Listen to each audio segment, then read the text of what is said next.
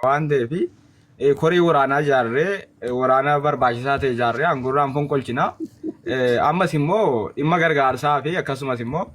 wantoota gargaarsaa wal qabatu wantootuma uummataa wal qabatu kaayiroo keessaa ni baamna. Biyyoota arabaa ni galchina jedhanii kanarratti deeggartoota Awurooppaa fi Ameerikaa keessaa qabu gastii keessaa namootuma hin beeku jechuudha. Deeggarsa qabanii waraanni jaraa kun achi fagaatamoo karaatti hafa kan jedhu miidiyumaan ilaalla. Garuu waraana hojjete hin qopheessine jedhanii sirratti gaa waraana banuu fi aangoo irratti of qabuuf aangoo gallakkisuus himumaaf dhiibnaa jechuudha waraanni kee dadhabe.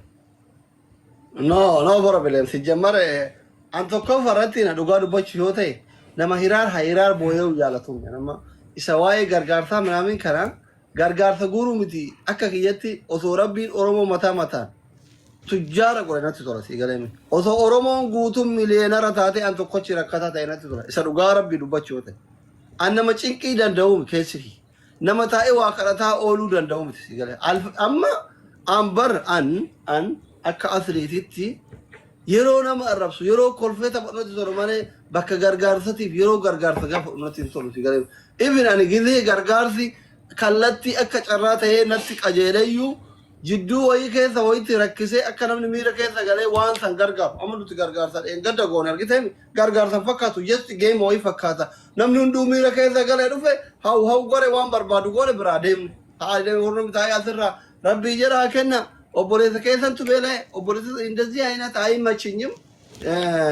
aangoon irraa kaalaa namni ebal dirqama gargaaruu jedhee namni na gargaasuu danda'u jiru nama itti amaneetiin rakkoo isaan amansiisee hordoftoota kiyyatti geesse kuni aangoo miti kennaadha gargaarsisuu danda'a waan ta'eef no problem nothing gargaarsifnee beeyna kophaa kennallee miliyeena anfaa namni nutti kennee beeka waan ta'eef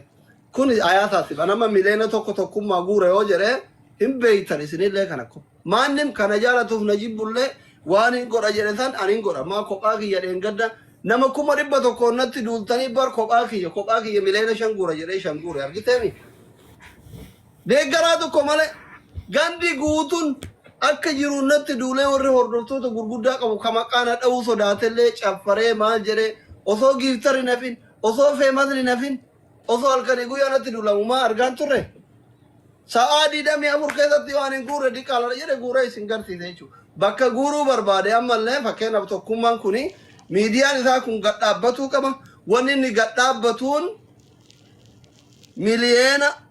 5 guuramuu fi qamoo jedheti guuruu danda'a sistemikaalii akkaataa itti fayyadamneetiin miidiyaa kee kana gadhaabnu hin beekna waggaa 7 biyya chaayinaatti baranne waan ta'eef akkaataa barumsa keenya irratti fiildii keenya fayyadamneeti gizee waa goonu si galee miti malee shuumamuu fi kaafamuu fi minaamin mitiisuu ansi jammar gargaarsa hin barbaadu gargaarsa nama dhuunfaa kana hin barbaadus gargaarsa hawaasaa akka hawaasatti yoo ta'e immoo gaafa akka hawaasaa dhufee bakka in amma Oromoo waa wallaalee jira beektaa tokkummaa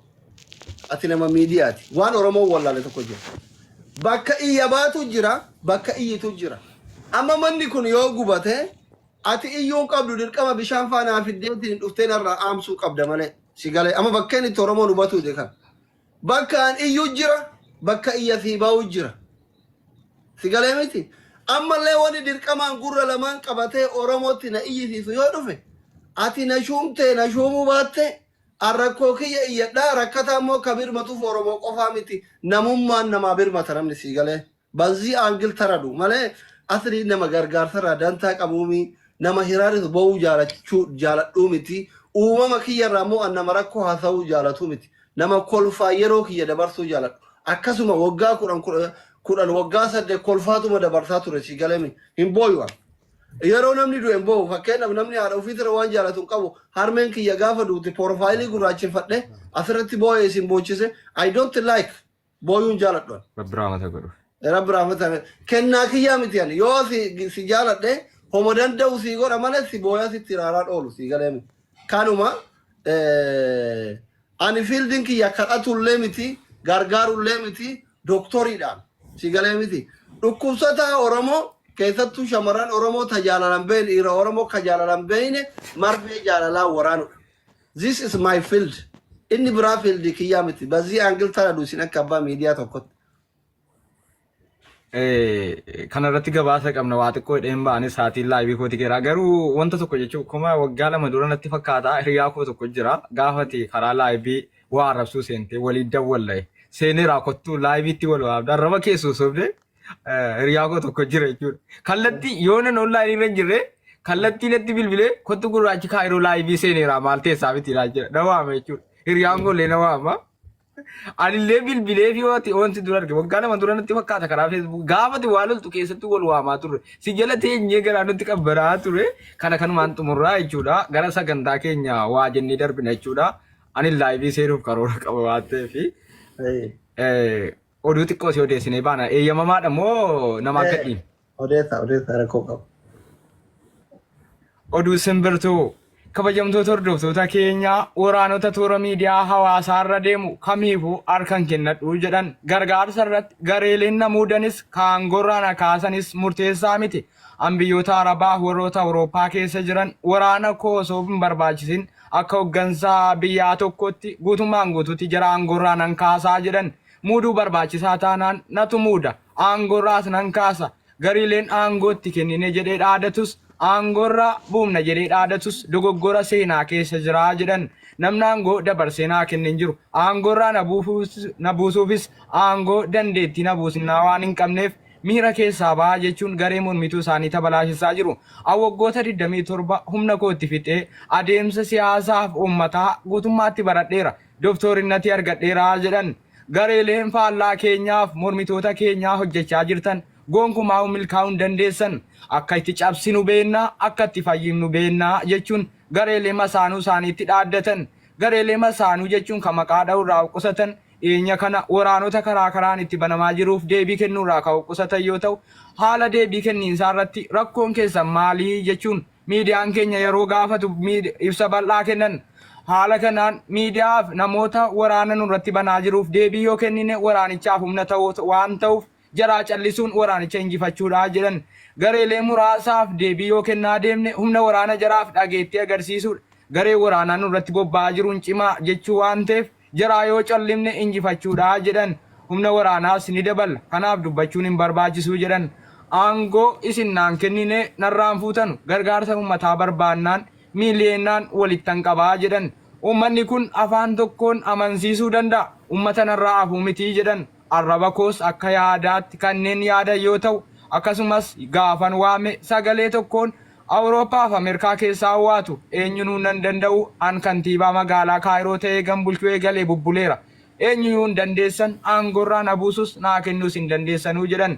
an namaaf kadhaas barbaadee miti ofii kiyyaa jireenyota gaarii jiraataa jira kadhaa keessan barbaadees isin kadhadhees hin beeku waa'ee uummataa irratti wantoota dirqama na barbaachisaa ta'an nan hirmaadha kan eenyuyyuu na danquu hin danda'u jedhan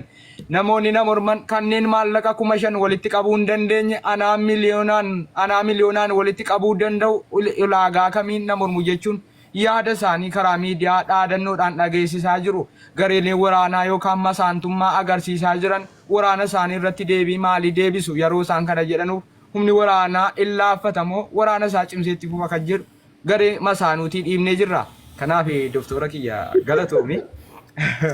olmaaddu